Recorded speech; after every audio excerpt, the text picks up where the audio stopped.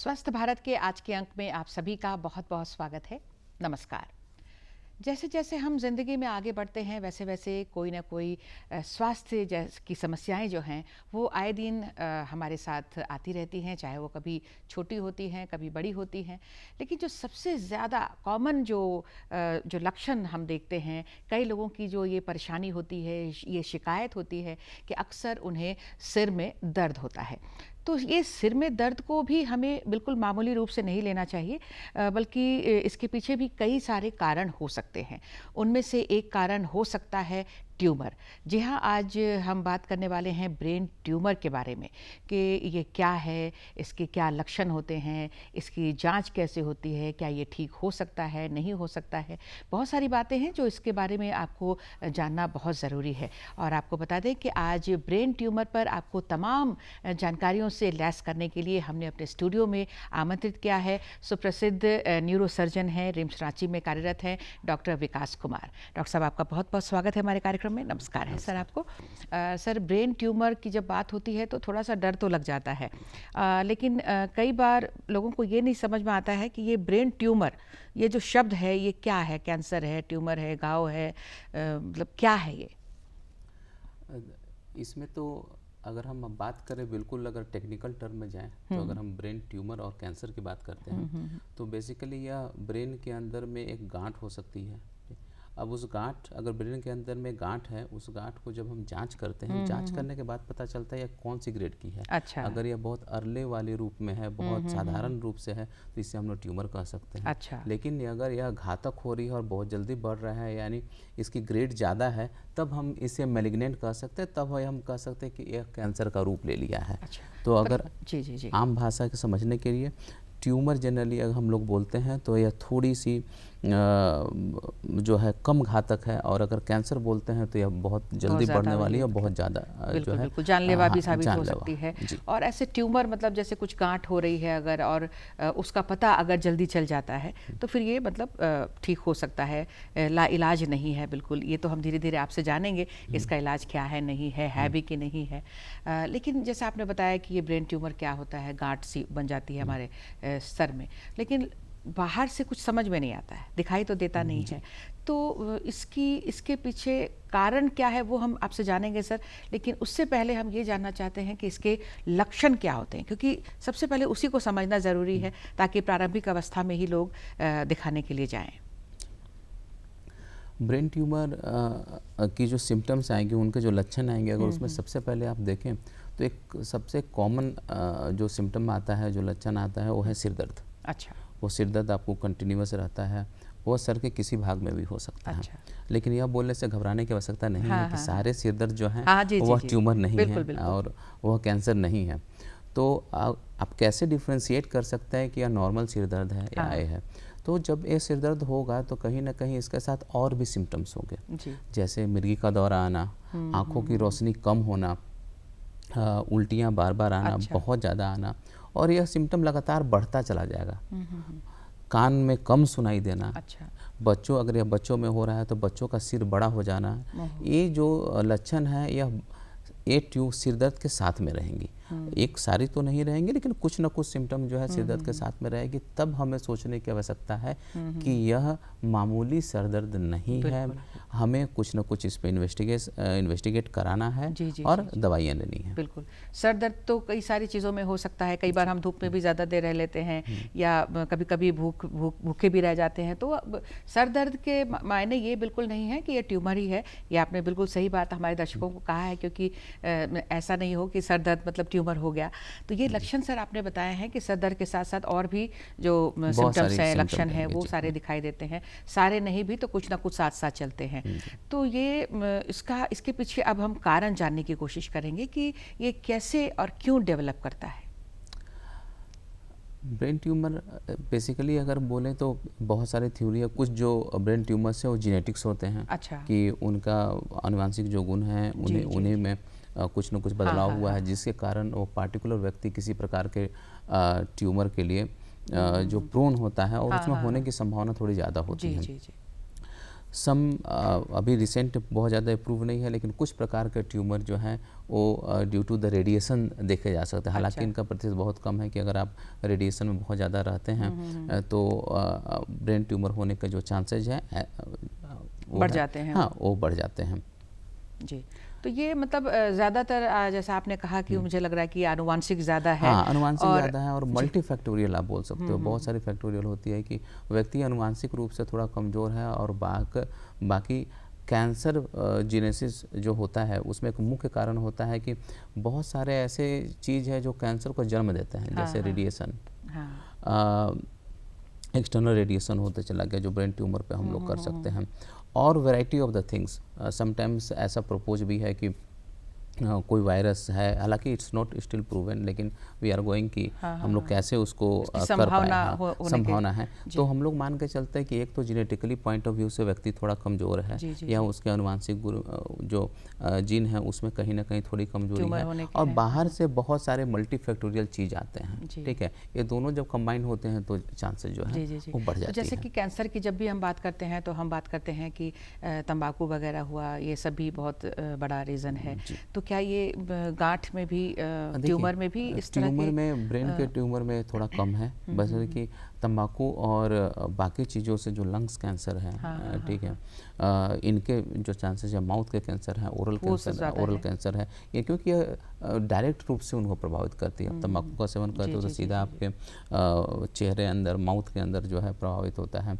आप सिगरेट लेते हो तो आपकी लंग्स प्रभावित होती है। तो इससे डायरेक्टली प्रभावित होने वाला जो ऑर्गन है उसमें होने के चांसेस। तो ये भी हो सकता है सर कि जैसे कि ब्रेन ट्यूमर है, जैसे आपने कहा कि ब्रेन में गांठ है, और अगर इस तरह का सेवन है जो बाद में कैंसरस भी हो सकता है, तो इसके पीछे क्या कारण होते हैं? कैंसरस होने के क्या कारण होते हैं? कैंसरस होने के कारण बहुत सारे हैं। अगर आपने ट्रीटमेंट अर्ली नहीं लिया, मैं ट्रीटमेंट देर करते चला गया, तो आप इसे आम भाषा में मैं समझाना चाहता हूँ कि आप इसे ऐसा समझें, जो लोगों को लगभग पता होता है कि जब भी वो कोई ट्यूमर या कोई भी ट्यूमर किसी व्यक्ति के माथे में आता है तो सबसे पहले पूछते हैं सर इसका ग्रेड क्या है हम लोगों से ना।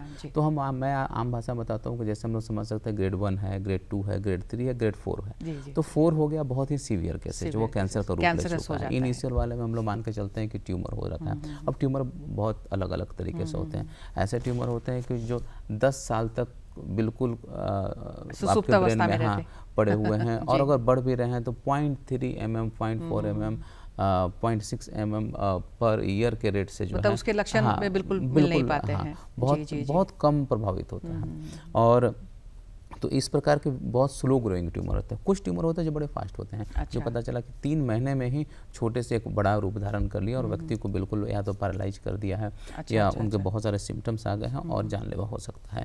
तो इसमें सबसे जो बेस्ट थिंग हम लोग कर सकते हैं किसी भी कैंसर में, स्पाइट ऑफ ब्रेन के अलावा मैं पूरे ऑर्गन के बारे में ये बात जो बता रहा हूँ, ये पूरे ऑर्गन क्या सारी बीमारियों के बारे में बता रहा हूँ, कि अगर हम किसी भी लक्षण को बड़े ध्यान से ऑब्जर्व करें और हमें कुछ भी उसमें खतरा लगता है तो अगर हम डॉक्टर से सलाह कर जितने जल्दी से जल्दी उसे अर्ली हम पकड़ पाते हैं, बिल्कुल। मेरे पास चांसेस उतना ज़्यादा होता है कि मैं उसे रिकवर करूँगा, मैं उससे बचूंगा। हमारे पास उससे ज़्यादा तकनीक जो है रहेंगी कि हम उसे कैसे लड़ सकते हैं। जैसे जैसे समय बीतता चला जाता है वह घातक रूप लेते चला जाता है, उस समय बड़ी परेशानियाँ होती हैं, या तो ट्रीटमेंट में और पेशेंट को भी। बिल्कुल, इसीलिए हम हमेशा कहते भी हैं बिना जो तुरंत जाँच ना आए आँच वाली बात है कि तो ये लक्षण के बारे में हमने बताया है अपने दर्शकों को। तो जैसे इस तरह का लक्षण आए फौरन उन्हें जांच के लिए जाना चाहिए। तो जांच की भी कोई पद्धति है, किस तरह से होती है जांच, ये भी लोगों को जानकारी होनी चाहिए। कहाँ पे अवेलेबल है ये जांच, इलाज, जो जिस बातें हैं। अब तो अभी रिसेंट वाले में एरिया में आप देखोगे कि पहले ट्यूमर हमारे पास जो है, अगर आप वेस्टर्न कंट्री में देखो तो वहाँ छोटे छोटे ट्यूमर डिटेक्ट होते हैं 1 सेंटीमीटर या उससे भी कम में डिटेक्ट होता है। हमारे यहाँ जो है अभी भी जांच की बहुत कमी है। हमारे यहाँ जो ट्यूमर है और जो ब्रेन कैंसर है वो बिल्कुल बड़ा 4 सेंटीमीटर 5 सेंटीमीटर, मतलब काफी ग्रेड जो बढ़ जाता है। हाँ, बहुत ग्रेड बढ़े या ना बढ़े, साइज में जरूर बढ़ जाता है और लोग काफ़ी देर से पहुँचते हैं। और जब वो देर से पहुँचते हैं तब तक वो अगल बगल वाले ब्रेन का जो एरिया है उसको डैमेज कर चुका होता है, और व्यक्ति में कुछ न कुछ परमानेंट डिफेक्ट आने की उम्मीद जो है वो बढ़ जाती है।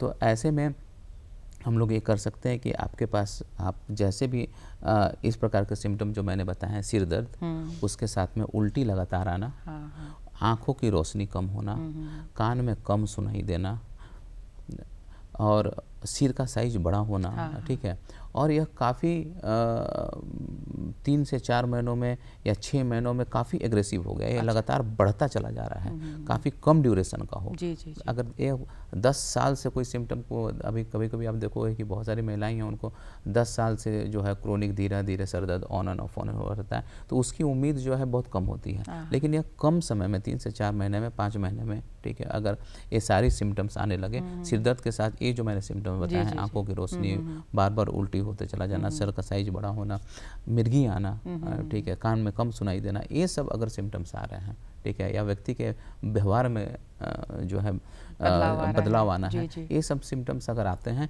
तो आपको निश्चित रूप से नज़दीकी डॉक्टर से या किसी भी न्यूरोलॉजिस्ट, न्यूरोसर्जन से मिलना चाहिए। एक सीटी स्कैन जो है, सीटी स्कैन प्रारंभिक जो हम लोग कर सकते हैं, हालांकि इसकी बेहतर जांच हम लोग करा सकते हैं वाया एमआरआई की, अगर ब्रेन की एमआरआई कराएं तो और अच्छे तरीके से ट्यूमर के कौन सा प्रकार है और उसे भी जो है डिटेक्ट करने में कहीं ना कहीं मदद करता है। तो ये 2 मुख्य जांचें हैं हमारे पास, एक सीटी स्कैन और एक एमआरआई के जरिए, जिसके जरिए हम निश्चित रूप से ब्रेन में जो पैथोलॉजी है उसे पता कर सकते हैं, ब्रेन में जो बीमारी है उसे पता कर सकते हैं। ये तो आपने बिल्कुल स्पष्ट कर दिया है कि अगर प्रारंभिक अवस्था में ही पता लग जाए तो उसके इलाज भी आसानी से हो जाती है और वो व्यक्ति जो है वो ठीक भी होने लगता है। तो ये अगर हम इलाज की बात करते हैं तो किस तरह से इलाज की आवश्यकता पड़ती है, किस स्टेज में आप दवा से ठीक करते हैं, किस स्टेज में आपको सर्जरी, जो कि आप सर्जन हैं तो सर्जरी की बात करना बहुत ज़रूरी है। सर्जरी के नाम से मुझे भी डर लगता है और सभी को डर लगता है, तो मतलब क्या सर्जरी से बचा जा सकता है, दवाओं से भी ठीक होते हैं, या क्या ऐसी स्थिति आ जाती है कि फिर आप सर्जरी करते हैं? देखिए, अगर एक बारी आपके पास सिम्टम आए, आपने जांच करा लिया, जांच करने के बाद में आपको पता चल गया कि मेरे अंदर ब्रेन ट्यूमर है, तो ब्रेन ट्यूमर है या ब्रेन कैंसर है या तभी पता चल सकता है जब उसके कुछ टुकड़े को निकाल कर उसका बायोप्सी में भेजा जाए। तो जब हमारे यहाँ जनरली होता है कि जब बायोप्सी करने के लिए हम लोग जाते हैं तो क्यों ना ट्यूमर को ही निकाल दिया जाए उस समय, क्योंकि बार बार मरीज को 2 ऑपरेशन से बचना होगा। तो इसमें आपको ये समझना होगा कि समटाइम्स यह बहुत हद तक पेशेंट और डॉक्टर मिलकर डिसाइड करते हैं। डॉक्टर से बताता है आपको कि यह जो बीमारी है, अगर वह मैं बताऊं जैसे वेस्टिबुलर स्वानोमा हो, जिसके साथ कान की रोशनी भी कान में सुनाई कम देना और आँख की रोशनी में थोड़ी दिक्कत, और साथ में ब्रेन में और भी बहुत सारे सिम्टम्स आते हैं, यह बहुत ही स्लो ग्रोइंग है। अगर यह इनिशियल 1 सेंटीमीटर से कम है या 2 सेंटीमीटर से कम है तो हम लोग उसे दवा देकर रख सकते हैं और इससे ऑपरेशन से बचा सकता है, क्योंकि ये बहुत स्लो ग्रोइंग है। यह इसे बढ़ने में 10 साल या 12 साल का समय लगता है। अगर यही बड़ा साइज है जो अभी इमीडिएट रूप से प्रॉब्लम कॉज कर रहा है, इमीडिएट रूप से कहीं ना कहीं ब्रेन में दिक्कत कर रहा है और इसका साइज काफ़ी बड़ा है, ठीक है, तो हमें फिर जल्द से जल्द ऑपरेट करने की आवश्यकता पड़ती है। साथ ही इसके एक और ट्रीटमेंट में प्लान आता है कि जब आप ऑपरेट कर लेते हो तो बहुत ऐसे ट्यूमर होते हैं जो रेडिएशन से सेंसिटिव होते हैं। बहुत ऐसे ट्यूमर होते हैं जो दवाओं से सेंसिटिव होते हैं। तो अगर मैं ओवरऑल बात करूं तो 3-4 बातें आती हैं कि ट्यूमर का साइज कितना है, वो आरंभिक अवस्था में है या देर वाली अवस्था में है, वह दवाओं से ठीक होने वाला है, या बहुत ऐसे होते हैं जो दवा से ठीक नहीं होगा, उनके लिए ऑपरेट ही एकमात्र उपाय है, या डॉक्टर्स और डॉक्टर्स की टीम मिलकर डिसाइड करते हैं और पेशेंट को जो बेस्ट ऑप्शन है according to their age, their status की और ट्यूमर के टाइप, ये मिलकर डिसाइड करना होता है। बिल्कुल। लेकिन हाँ, घबराने की बात नहीं है। आपके पास अगर आ रहे हैं, क्योंकि बहुत बार ऐसा होता है कि बहुत सारे पेशेंट हैं जिनको हम लोगों ने ऑपरेट करा है, ब्रेन ट्यूमर होते हुए भी ऑपरेट करा, पेशेंट बहुत अच्छे से ठीक हुए हैं और एक अच्छा लाइफ जो आगे की ओर लीड कर रहे हैं। परंतु इसमें यही है कि आपको घबराना नहीं है, जल्द से जल्द और आपके अपने डॉक्टर के फॉलोअप पे रहना है, क्योंकि सर ऑपरेशन करने के बाद क्या यह बढ़ेगा या दोबारा कब आ सकता है, ठीक है, इससे और क्या क्या भी दिक्कतें हो सकती हैं। अगर आपने एक बार दवाइयाँ ली या ऑपरेशन कराया और आप छोड़कर बिल्कुल भी चले गए तो फिर वो जब बिल्कुल बढ़ जाएगा तब आप आओगे। इससे अच्छा आप उनको फॉलोअप में रहे, 6 महीने 1 साल के फॉलोअप में रहें, और आप जब तक डॉक्टर आश्वस्त ना कर दे कि हाँ अब आप बिल्कुल ठीक हैं, तब तक डॉक्टर के फॉलो अप में रहना चाहिए हमें। तो ये जो ऑपरेशन है वो कई बार जो है जब ज़रूरी पड़ जाता है तो ऑपरेशन किया जाता है, सर्जरी की जाती है। तो क्या ये मतलब मैं आम जन की तरफ से सर ये सवाल कर रही हूँ कि ये जो ऑपरेशन होता है तो क्या आप लोग सर को खोल देते हैं? आजकल कैसे ऑपरेशन हो रहा है? ऑपरेशन के नाम से वो चीरा वीरा ये लगाने से बहुत डर लगता है हम लोगों को। वो तो है कि ऑपरेशन के नाम से लोग डरते हैं, लेकिन बात ये है कि हम अगर न्यूरो सर्जन्स भी हैं या हम सर्जरी वाले जो डॉक्टर्स भी हैं, तो आम जनता को मैं बहुत अच्छे तरीके से बता दूं कि हम लोग भी ऑपरेशन एक सबसे लास्ट जो है रिसोर्ट रखते हैं कि ऑपरेशन करना जब आवश्यक होगा तभी हम लोग करेंगे। बिल्कुल, बिल्कुल। ठीक है, उसे ऐसा नहीं है कि और जो उसके पार्टिकुलर इंडिकेशन होते हैं। हाँ। ठीक है ना, कि मैं किस प्रकार में, ये नहीं है कि दिक्कत आई हमने उसे ऑपरेट करके हटा दिया, वो क्यों हुआ, कैसे हुआ, आगे क्यों ना हो, ये प्लान करके हम लोग काम करते हैं। और अब पद्धतियाँ चेंज हो रही है, बहुत सारे ऑपरेशन के तरीके चेंज हो रहे हैं। पहले बहुत सारे ट्यूमर्स को हम लोग सीधा पूरा ब्रेन को ओपन करके करते थे। अब बहुत सारे ट्यूमर्स जो हैं हम लोग वाया इंडोस्कोपिक, माइक्रोस्कोपिक, ठीक है, एक्सोस्कोप, ठीक है, इन सब माध्यम से जो है हम लोग कर सकते हैं कि उसमें ब्रेन के अंदर में एक छोटा सा होल कर इंडोस्कोप के माध्यम से हम लोग निकाल सकते हैं। हालांकि यह डिपेंड करता है कि ट्यूमर किस प्रकार का है। बहुत बार ट्यूमर ऐसी जगह पे होता है जहाँ पर इंडोस्कोप डालने की जो है मुश्किलें आती हैं। बहुत ऐसी जगह होता है जहाँ पर इंडोस्कोप आसानी से पहुँचा जा सकता है। तो वैसे में बहुत ऐसे ट्यूमर हैं जिन्हें बड़ी सर्जरी भी की जाती है और जिन्हें बहुत छोटी प्रकार के जो इंडोस्कोप हैं छोटा चीरा लगा कर भी कर सकते हैं। तो यह पद्धति है, चेंज होते रहती है और नए नए ट्रीटमेंट प्लान आते रहते हैं। अब लेकिन एडवांस में अभी जो टेक्निक आई है, एडवांस में लोगों और डॉक्टर सबका यही कहना है कि जितना हम लोग बाकी ब्रेन को डैमेज किए हुए छोटे से छोटे मशीन के माध्यम से, छोटे छोटे इंडोस्कोप से कर सके, वह कहीं ना कहीं बेहतर होगा। बिल्कुल, मतलब अब जो है वो बड़े चीरे की भी आवश्यकता नहीं है, आराम से एक छोटे से छिद्र से भी ऑपरेशन हो सकता है। कुछ प्रकार में समय कुछ प्रकार में। और लेकिन आपने पहले ही कहा सर कि जैसी स्थिति होगी, जो स्टेटस होगा, जिस तरह का ट्यूमर होगा, उसी तरह से आप लोग डिसाइड करते हैं कि क्या होगा, और वो भी पेशेंट को साथ में लेकर डिसाइड करके, पूरी टीम होती है डॉक्टर्स की, तब डिसाइड किया जाता है कि इस पर क्या कुछ हम लोगों को करना है। तो ये एक बार जब ट्रीटमेंट शुरू हो जाता है तो फिर इसमें जैसे आपने कहा कि अब टेक्निक बदल गई है, पहले निसंदेह ज़्यादा समय लगता होगा ऑपरेशन में भी, और उसके बाद ऑपरेशन के बाद भी जो पूरी तरह से हील होने की प्रक्रिया होती है वो भी ज़्यादा लंबा होता होगा। अब क्या अंतर आ गया है समय में, और अगर ऑपरेशन के बाद ठीक होने की बात अगर हम करते हैं तो सामान्य होने में कितना समय लगता है और ऑपरेशन में कितना समय लगता है? खर्च में भी अगर आप बताना चाहें तो वो भी बता सकते हैं। देखिए, पहले के माध्यम से आप अगर देखें तो जहाँ तक हमारे सर जो हैं, जैसे हमारे जो टीचर हो चुके हैं, डॉक्टर प्रोफेसर सीबी साहब सर, ठीक है, doctor professor Anil Kumar sir, ये जो टीचर्स हैं, ये जब अपने समय की बात बताते हैं तो इन्होंने जब रिम्स में ट्यूमर शुरू करी थी तो महीने में या 6 महीने में एक ट्यूमर होता था।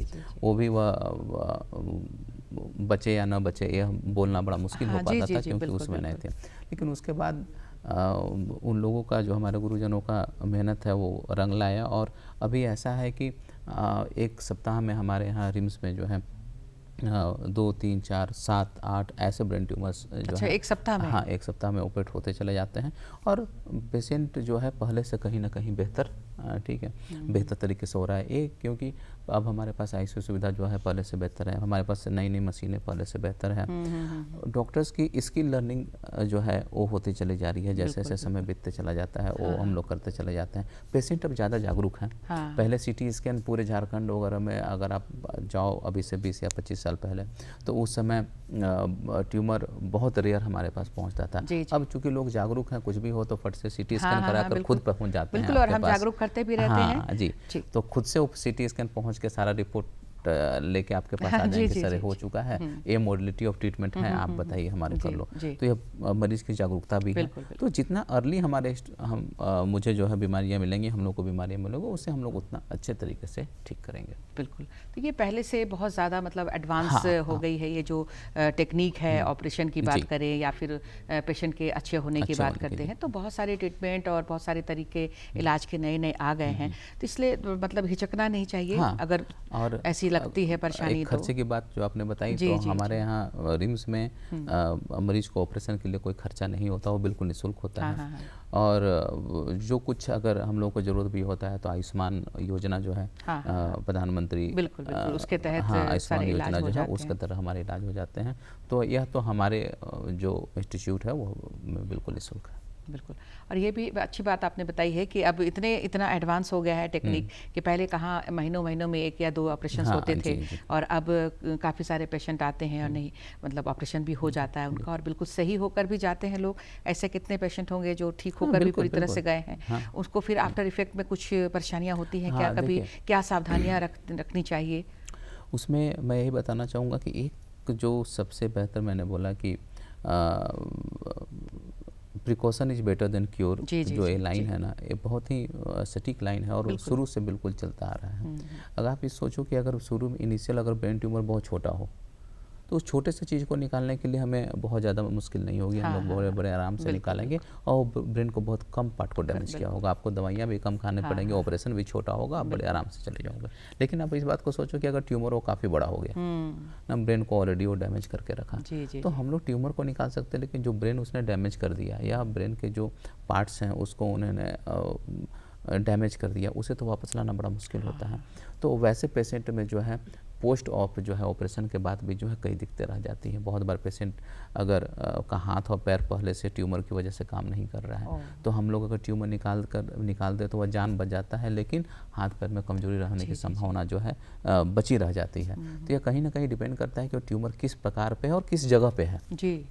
बहुत ऐसी जगह होती है जहाँ पर वो ब्रेन को कम नुकसान पहुँचाता है, वहाँ से निकलने के बाद व्यक्ति बिल्कुल नॉर्मल जो है लाइफ जीता है। बिल्कुल। तो उसके बाद एक बार जब ऑपरेशन हो जाता है, सामान्य हो जाती है लाइफ, फिर उसके लिए जैसे आपने कहा कि फिर से आने के भी चांसेस होते हैं, तो क्या कुछ सावधानियां बरत कर मतलब इसको ठीक रखा जा सकता है ऑलवेज? जब हम लोग ऑपरेशन करते हैं, ऑपरेशन करने के बाद में जो ब्रेन ट्यूमर की जो टिश्यू होती है, ब्रेन ट्यूमर के जो टिश्यू होते हैं, उसे हम लोग हिस्टोपैथोलॉजी जांच में भेजते हैं।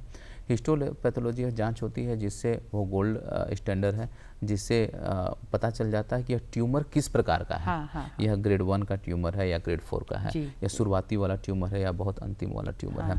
अगर शुरुआती वाला ट्यूमर है तब हम पेशेंट को बहुत आराम से बोलते हैं कि आपको ज़्यादा परेशान होने की आवश्यकता नहीं है, आप आराम से 6 महीने शुरू के 6 महीने पे हमारे पास आओ, फिर 2-2 साल 3-3 साल के बाद आते रहो, बीच में हम लोग चेक करते रहेंगे। लेकिन अगर वही हाई ग्रेड वाले ट्यूमर आ गए, जिनका है कि वो बहुत ऐसे एग्रेसिव ट्यूमर होते जो 3 महीने में ही वापस से फिर हो जाते हैं। फिर से हो जाता है। 6 महीने में वापस से उतना ही बड़ा होकर चले आएंगे।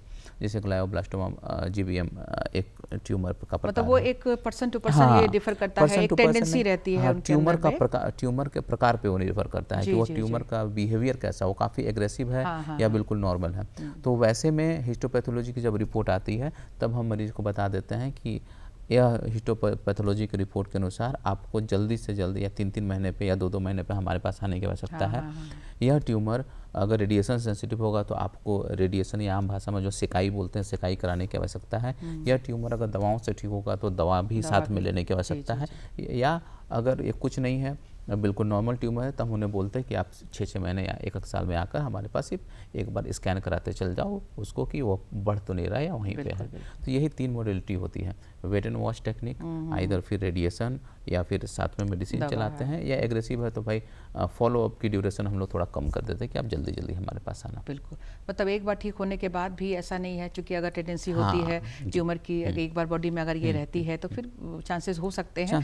इसलिए डॉक्टर को जैसे डॉक्टर सलाह देते हैं कि कितने समय में आना है, निश्चित रूप से उनको ज़रूर एक बार दिखाते रहना चाहिए। ऐसे भी हम लोग सलाह देते ही हैं, डॉक्टर सलाह देते ही हैं कि नियमित जो जाँच है वो चाहे कोई भी पार्ट हो, कोई भी बीमारी हो, नियमित जाँच हमें कराते ही रहना चाहिए।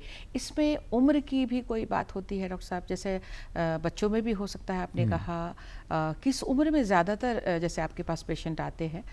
तो देखिए, यह उम्र वाली जो बात है बेसिकली प्रकार, जैसे बच्चों में अगर आप देखोगे तो बच्चों में मेडुलोब्लास्टोमा, ठीक है, एक प्रकार का ट्यूमर है, एपेंडाइमोमा, एक प्रकार के जो ट्यूमर होते हैं यह काफ़ी कॉमन होता है। अच्छा। ठीक है।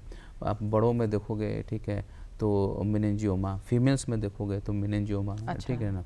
तो एज और जेंडर ठीक है, यह बहुत हद तक प्रभावित करता है कि कौन सा ट्यूमर, जो हमारी स्टडी हुई है उस स्टडी के अनुसार एक डेटा बना रहता है, जिसके अनुसार हम लोग हमारी ये पढ़ाई होती है, या हम लोग बाकी जो न्यूरोसर्जन्स उनको बताते हैं कि यह पार्टिकुलर ट्यूमर इस एज में होने की आवश्यकता होने के चांसेज होते हैं। यह पार्टिकुलर ट्यूमर महिलाओं में हो सकता है, यह पार्टिकुलर ट्यूमर मेल में हो सकता है, यह पार्टिकुलर ट्यूमर जो है ओल्ड एज में हो सकता है। तो यह ट्यूमर के प्रकार पर डिपेंड करता है, जैसे मैंने बताया। लेकिन ये स्पष्ट है कि किसी भी समय, किसी भी उम्र में कभी भी हो सकता है। हाँ, हो सकता है। तो यह कोई ऐसा उम्र सीमा नहीं हो सकता है। हाँ, उसके प्रकार डिफरेंट होंगे। बिल्कुल, ठीक है। हाँ, बच्चों में एक और बोलूँगा कि बच्चों में जो ट्यूमर है, भगवान ने ऐसा बनाया है कि बच्चों में, सारा तो नहीं बता सकता, लेकिन बच्चों में कुछ ट्यूमर है, अगर वो अर्ली डायग्नोज हो जाए हैं, ठीक है, तो उनके ट्रीटमेंट होने की संभावना थोड़ी सी और अच्छी हो जाती है। ठीक है।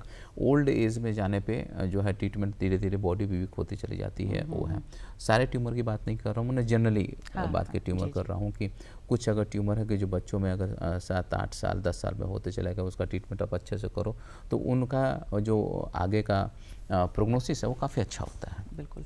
तो बहुत अच्छी आपने बातें, बहुत ही महत्वपूर्ण बातें सर आपके माध्यम से आज लोगों तक पहुंची हैं।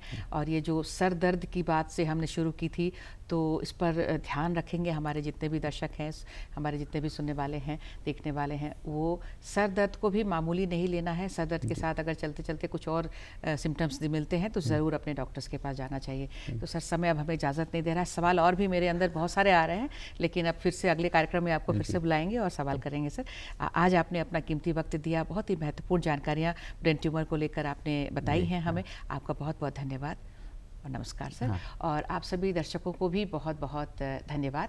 नमस्कार। नमस्कार।